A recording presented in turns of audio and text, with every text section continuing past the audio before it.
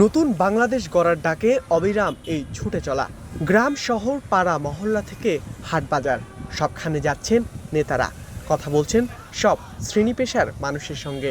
ঐতিহাসিক গণ অভ্যুত্থানের নায়কদেরও বুকে টেনে নিচ্ছেন অনেকে।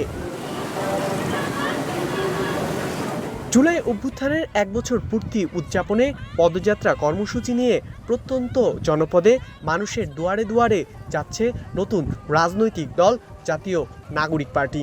এরই ধারাবাহিকতায় সোমবার নাটোর সফর করলেন দলটির শীর্ষ নেতারা। স্লোগানে স্লোগানে ফুলেল ভালোবাসায় সিক্ত হলেন তারা। শুভেচ্ছা জানাতে গাড়ি ছেড়ে ট্রাকে ওঠেন নাহিদ হাসনাতরা, তাসনিম জারা, সামান্তা শারমিনদের এক পলক দেখতে ভিড় করেন অনেকে। হাত নেড়ে তাদের ভালোবাসার জবাব দেন এনসিপি নেতারা।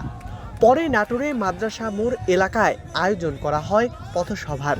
জুলাই অভ্যুত্থানের চেতনায় নতুন বাংলাদেশ গড়তে পুরুষদের কাঁধে কাঁধ মিলিয়ে নারীদেরও অদম্য অগ্রযাত্রায় সামিল হওয়ার আহ্বান জানান সামান্তা শারমিন। যে অঞ্চলে রানী ভবানীর মতো চরিত্র আছে সেখানে নারীরা কখনো পিছিয়ে থাকতে পারে না। বাংলাদেশের এই 24-এর গণ অভ্যুত্থানে বাংলাদেশের নারীরা যদি নেমে না আসতো এই অভ্যুত্থান সফল হতো না। আপনারা সকলে এটা মনে রাখবেন। বাংলাদেশের নারীদের ত্যাগ, বাংলাদেশের নারীদের তিতিক্ষা, বাংলাদেশের নারীদের বিসর্জন, এর সবকিছু বাংলাদেশকে পরিবর্তন করবে। পরে সার্জিসের কণ্ঠে সুর মেলান নেতাকর্মীরা, হুঁশিয়ারি দেন চাঁদাবাজ আর অসাধু সিন্ডিকেটের ঠাঁই হবে না এই দেশে। আমরা 24-এর অভ্যুত্থানের সময় দিতে পারিনি, আগামীর দেশ গঠনে আমরা রক্ত দিব। আমরা বিশ্বাস করি এই প্রতিজ্ঞা, এই সাহসী আমাদের আগামীর বাংলাদেশ গড়ার সবচেয়ে বড় অনুপ্রেরণা হয়ে থাকবে। দেশ গঠনের এই যাত্রায় বাধা দেওয়ার অভিযোগ করেন এনসিপি আহ্বায়ক নাহিদ ইসলাম। বলেন, 5 আগস্ট থেকে যারা শিক্ষা নেয়নি তাদের পরিণতিও স্বৈরাচার আওয়ামী লীগের মতোই হবে।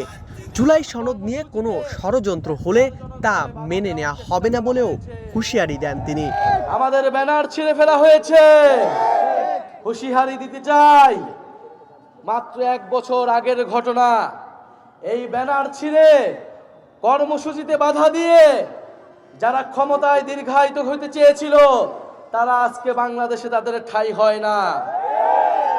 যদি এখনো শিক্ষা না নেই, যদি এখনো আমরা সেই স্বৈরাচারী ফ্যাসিবাদী সরকারের পতন থেকে শিক্ষা না নেই, তবে তাদের পরিণতিও সেই দিকেই যাবে। নাটোর থেকে এনসিপির পদযাত্রা যমুনা পারের শহর সিরাজগঞ্জে।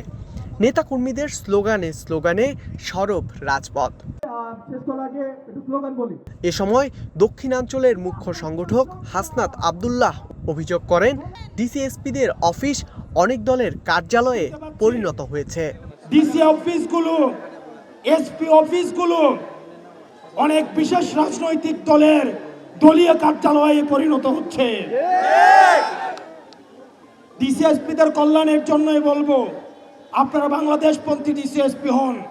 কোন রাজনৈতিক দল যখন পতন শুরু হয় আপনাদেরকে বাঁচাতে আসবে না। দিল্লি থেকে মাদার অফ টেরর এখন আপনাদেরকে বাঁচাইতে আসে না। আমরা ডিবি হারুনের শাসন দেখেছি, আমরা বিপ্লবের শাসন দেখেছি, আমরা হাবিবের শাসন দেখেছি, আমরা বেনজিরের শাসন দেখেছি। আপনারা বেনজির হয়েন না, আপনারা বিপ্লব হয়েন না, আপনারা ডিবি হারুন হয়েন না। কারণ আবাবিল পাখির মতো একটা না একটা নাহিদ সার্জিস আবার রাস্তায় নেমে আসবে। লুটেরা ও মাফিয়া ব্যবসায়ীদের আইনের আওতায় আনার দাবি জানান দলটির আহ্বায়ক নাহিদ ইসলাম। দাবি জানান গণহত্যাকারীদের দ্রুত বিচারের রোডম্যাপের। এই যে গণহত্যা হয়েছে, আপনার সন্তানদেরকে হত্যা করা হয়েছে, গুম করা হয়েছে, বাংলাদেশে আয়না ঘর তৈরি করা হয়েছে, সেই সকল কিছুর বিচার ছাড়াই কি আমরা নির্বাচনের দিকে যাব? আমাদেরকে অবশ্যই বিচার নিশ্চিত করতে হবে, বিচারের রোডম্যাপ দিতে হবে। আমরা কিভাবে সেই শহীদ পরিবারের সামনে দাঁড়াবো? কিভাবে সেই সকল যোদ্ধা যারা গুলি খেয়েছে তাদের সামনে গিয়ে দাঁড়াবো? অবশ্যই অবশ্যই বিচার লাগবে এবং লাগবে সংস্কার। আমরা পুরনো রাষ্ট্রে পুরনো দেশের সিস্টেমে ফেরত যেতে চাই না। 47, 71 ও 24-এর আকাঙ্ক্ষা নিয়ে নতুন সংবিধান হতে হবে বলেও দাবি জানান নাহিদ ইসলাম।